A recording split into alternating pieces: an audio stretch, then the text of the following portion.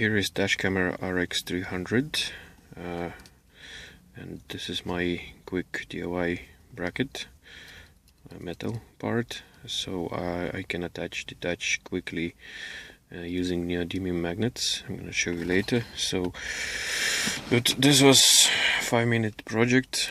First I used a thinner metal part or steel part, but after testing it was wobbling. I went to use much thicker steel part, and I attached it with double-sided tape just for test purpose, and it's holds strong, but I don't know for how long. It's just for test purpose.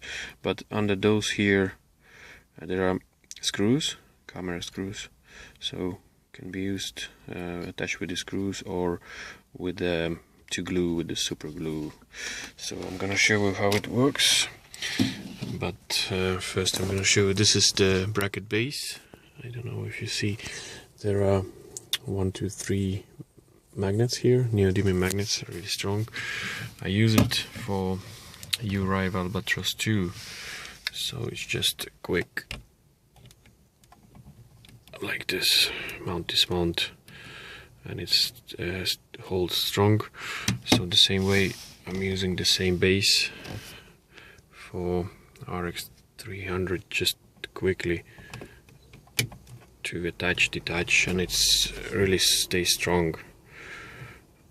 So it's very hard to remove it with these are thicker magnets. I don't think you see them, but I have some pictures before. So it's really quick dismount solution. Of course, for this type of profile you need to use L-shape mini USB charger plug.